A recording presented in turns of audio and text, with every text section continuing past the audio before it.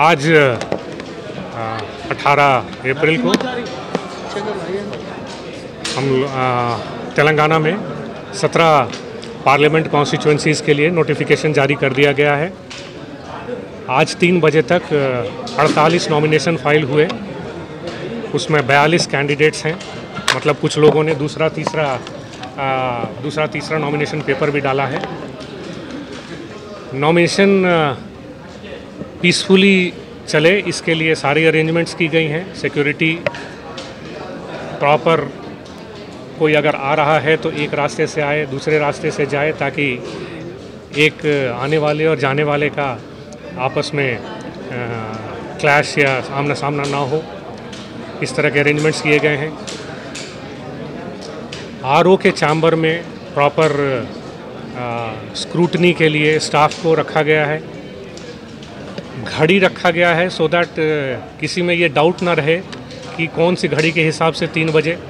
उनके चैम्बर में जो घड़ी है, बड़ी सी एक घड़ी लगी रहेगी, उसी घड़ी के हिसाब से 3 बजे के समय लिया जाएगा। ऑफ कोर्स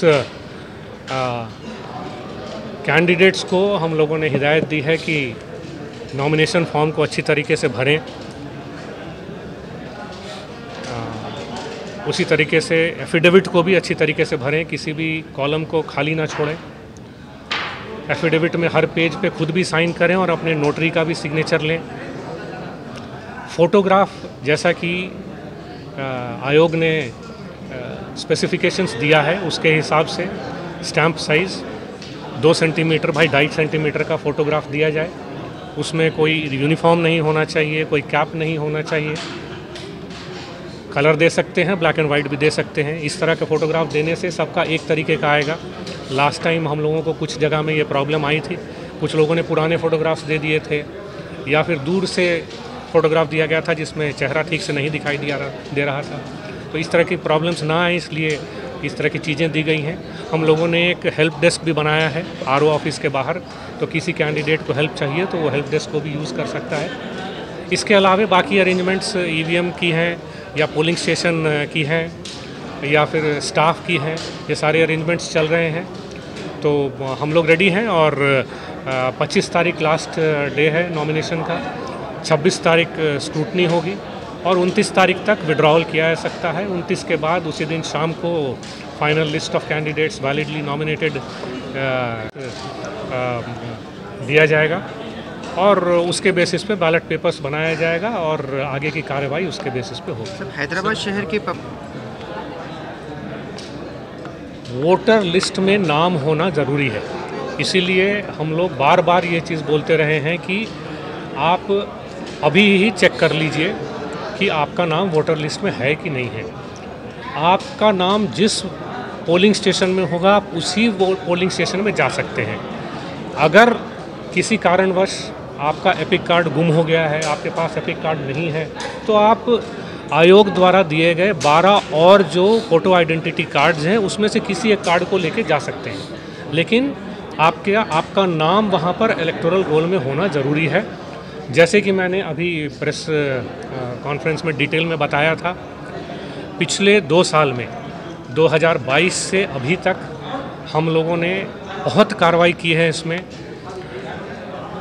इंक्लूजन्स है, डिलीशंस है, मॉडिफिकेशंस है। हैदराबाद में भी उस पर बहुत काम किया गया है।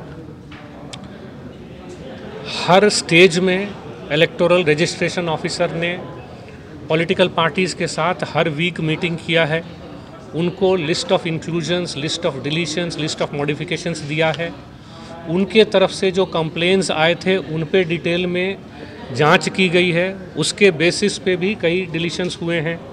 तो आज के डेट में हम बहुत कॉन्फिडेंट हैं कि हमारा जो इलेक्टोरल रोल बहुत ही अच्छा है और इसमें कोई गड़बड़ी होने की कोई गुंजाइश नहीं है ऑन दैट। और उसके हिसाब से बहुत ही मिनिमल नंबर उसमें मिला है, ज़्यादातर वोटर एक्चुअली पाए गए हैं वहाँ पर। तो जैसा कि मैंने कहा कि हमारे पास हम लोगों ने over a period of time बहुत इसमें काम किया है और काफ़ी डिलीशंस भी हुए हैं। असेंबली इलेक्शन के बाद भी 2 लाख के करीब डिलीशंस हुए हैं, एडिशंस भी हुए हैं, मॉडिफिकेशंस भी हुए हैं। काफ़ी शिफ्टेड लोग जो शिफ्ट हो गए थे उनकी डिलीशंस भी हुई हैं। तो आज के डेट में जो हमारा इलेक्टोरल रोल है वो बिल्कुल साफ़ है, इसमें हम पूरी तरीके से कॉन्फिडेंट हैं। ईसीआई की तरफ से बताया गया है, उसके बावजूद भी कल हैदराबाद पार्लियामेंट्री कैंडिडेट ने जो है उसका उल्लंघन किया है और बीजेपी के एक एमएलए ने भी उसके जो है हेट स्पीचेस दिए हैं। आवाम का काफ़ी कहना है, तो इसके ऊपर आपके तरफ से क्या हिदायत जारी की जाएगी किसी को, या आप सुमोटो एक्शन लेंगे, या क्या करेंगे सर? देखिए, जैसा कि मैंने पहले भी कहा कि मॉडल कोड ऑफ कंडक्ट के बारे में हम लोगों ने बहुत ही डिटेल में पॉलिटिकल पार्टीज़ को बताया है कि क्या करना है, क्या नहीं करना है।